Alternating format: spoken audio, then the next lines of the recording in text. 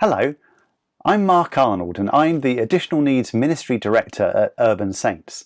And my Equip talk is all-inclusive, supporting and serving families of children and young people with additional needs. Some 20% of all the children and young people in the UK have additional needs of some kind. That's somewhere in excess of 2.5 million children and young people across the UK as a whole. And these children and young people are statistically more likely to have poor education and employment outcomes, poor health and lifespan outcomes, to live in poverty, to be bullied, and to be socially excluded. Well, I appreciate that's a pretty bleak introduction to a talk, isn't it? But don't be too gloomy, because we can't change all of that on our own, but we can make a huge difference for the children, young people and the families they're a part of that are connected in some way to the work that we do. So I'm going to give you 7 things that you can put in place that can make a huge difference for those families and for the children and young people that you are working with and supporting.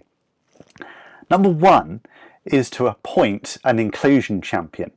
Have somebody who owns inclusion within your children's and youth ministry. Someone who keeps an eye open for the children and young people that you're journeying with and the families that they're a part of, and looks for ways to adapt and change what we do to make it work better for them.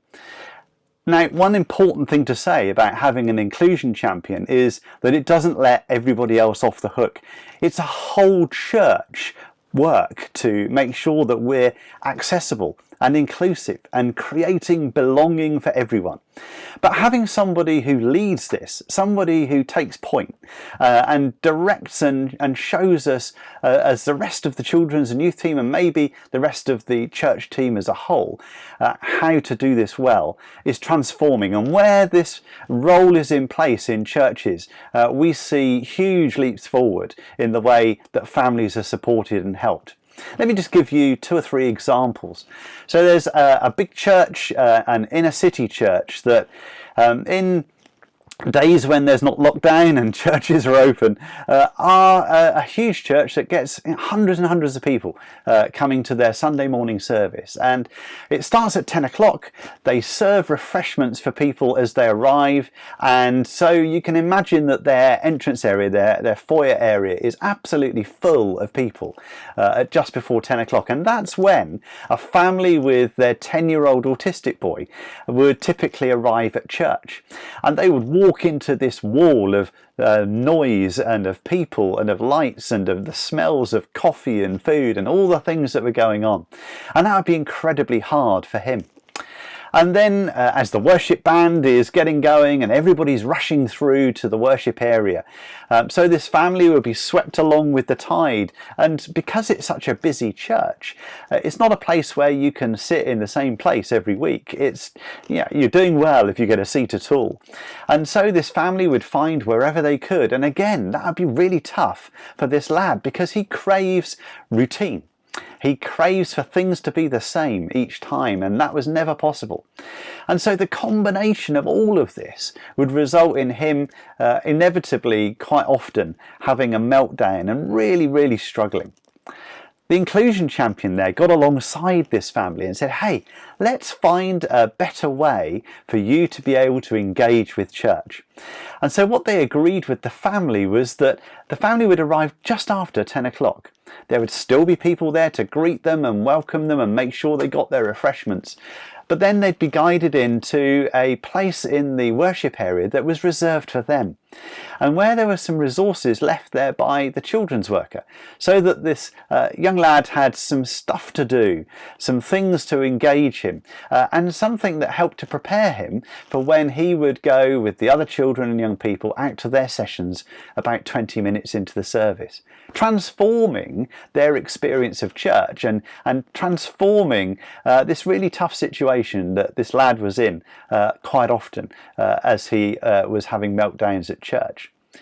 Or what about another occasion where there's a young woman of 12 years old who has a beautiful singing voice, fantastic ability to worship through song. She's dyslexic, and her church, and sometimes at mine and maybe at yours too, they do this thing where they put the words to worship songs and other responses over beautiful photos and videos in the background. And for her, this meant that she couldn't join in. She couldn't read what was on the screen. And the inclusion champion again noticed this, got alongside her and her family, and got alongside the tech team at the church and said, would it be possible to have another screen, a separate screen, that has a plain background and a dyslexia-friendly font?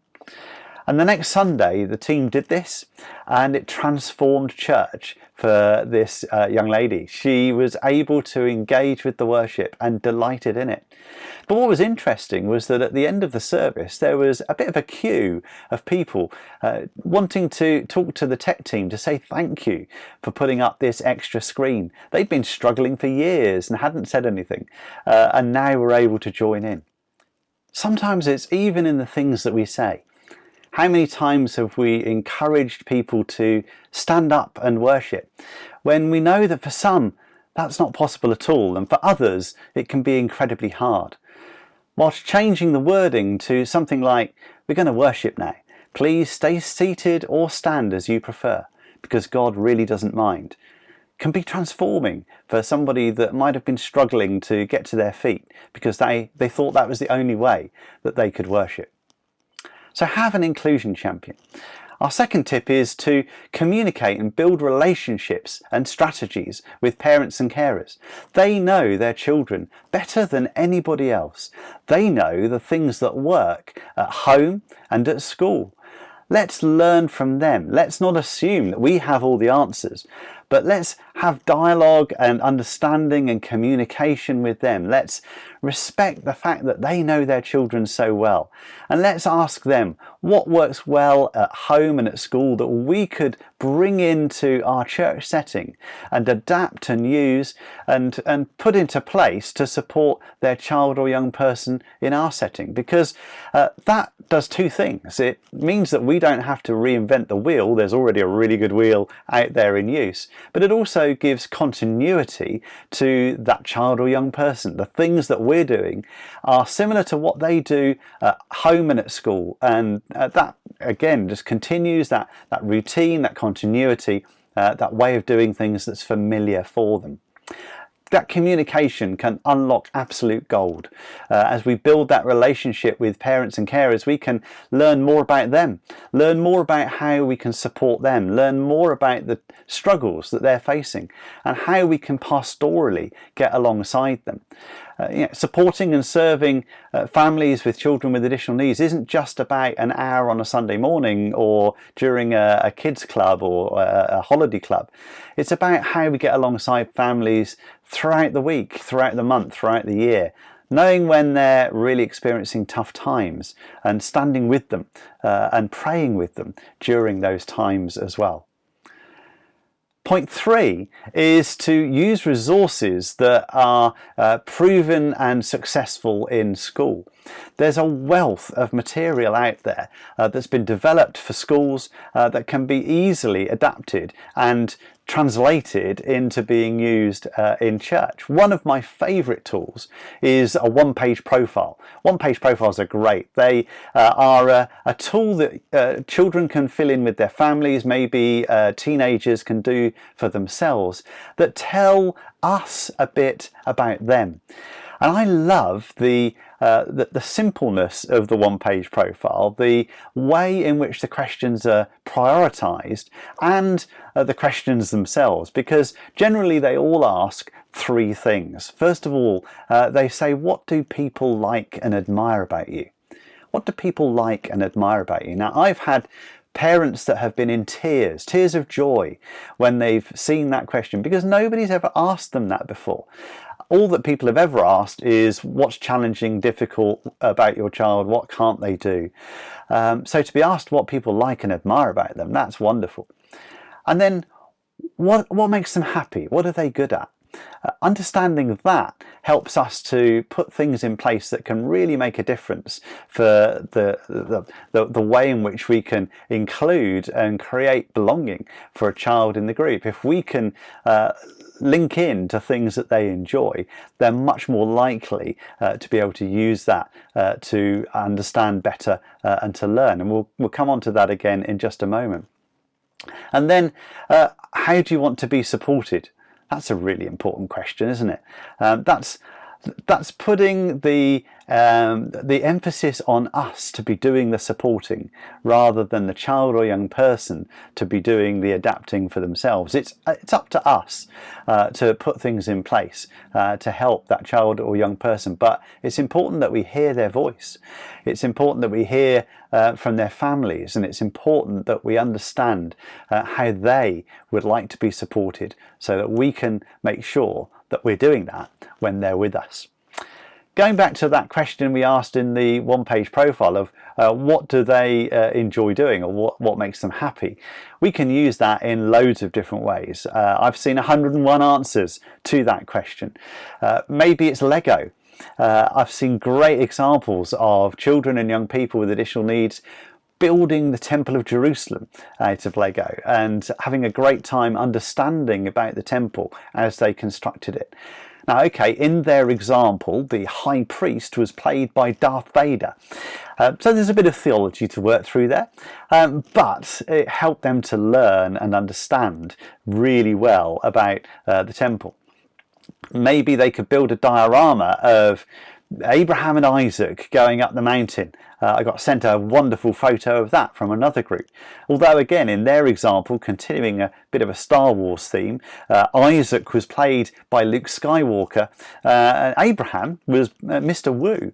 But again, it helped them to be able to understand the message, the story, and be able to interpret it and adapt it by using things that they enjoyed and were good at. There's a brick Bible, a Lego Bible, and that's in book form, telling the Bible stories in wonderful ways. There are also brick and Lego Bible videos. Now be careful if you use the brick and Lego Bible videos.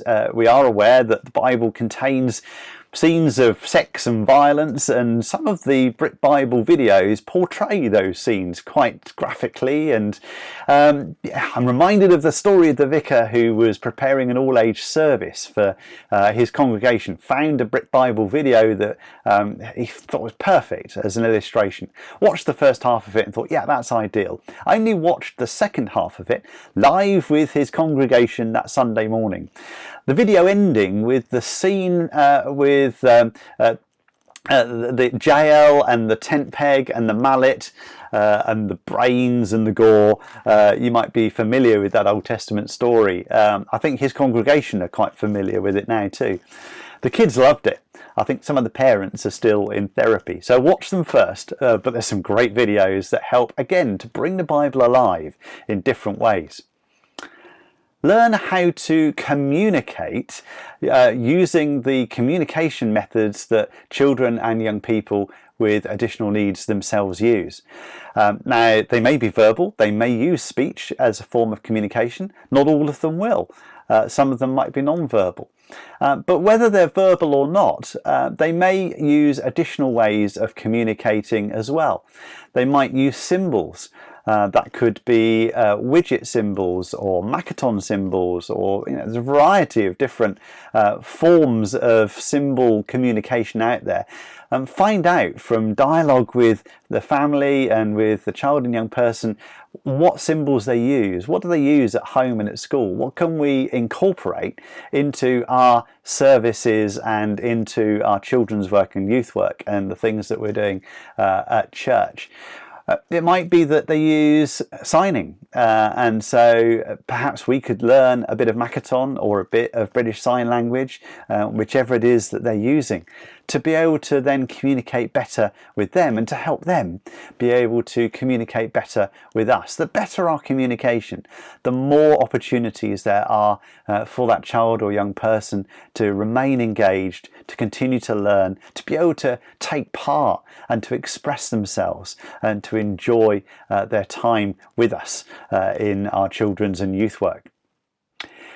Sometimes it helps for them to have somebody alongside them that can just help them to know what's happening now, what's happening next, to encourage them with the things that we're asking them to do, to watch out for if they're struggling and to know what to do if that's the case. A one-to-one helper can really transform children's or youth work for a child or young person with additional needs. Now, when you're recruiting for one-to-one helpers, it's worth bearing in mind that they don't necessarily have to be gifted children's workers. They're not necessarily expected to be up front leading songs and games and activities and talks. It's a more pastoral role. It's getting alongside somebody and just making sure that they've got the help they need when they need it and how they need it.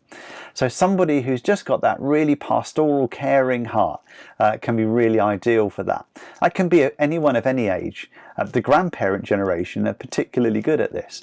So that might give an opportunity for some folk in your church to be able to serve in a different way. But you can also use other young people that just have real empathy for their peers and that can be great buddies to get alongside a child or young person and be able to support them and help them. So think about who the one-to-one helpers or buddies might be in your church. And then remember to share the journey. Remember that you don't go on this journey alone, but you go with others, and there are others in your church that you'll be journeying with, and so as a team continue to develop and grow your understanding in this area. Seek out training, seek out consultancy and support that's going to help you to be able to continue this journey as team.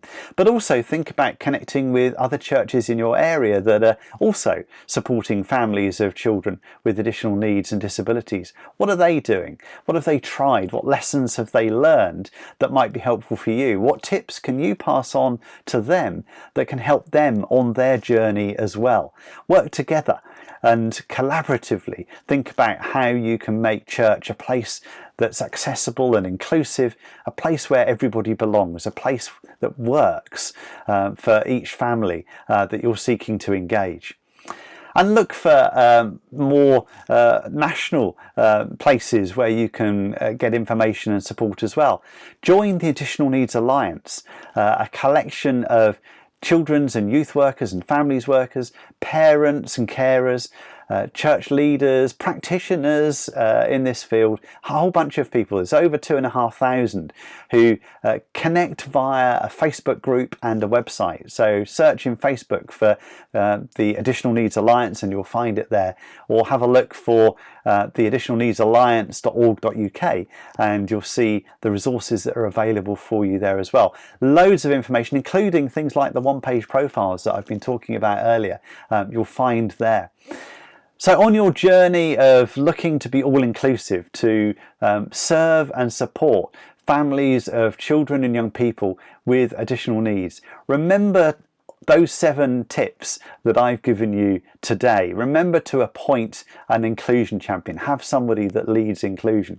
Remember to communicate and build relationship and dialogue with families of children and young people with additional needs. Use resources that have proved helpful at school and bring those into your church setting. Use what they enjoy doing to help them learn, whether that's Lego, whether that's Minecraft, whatever that might be.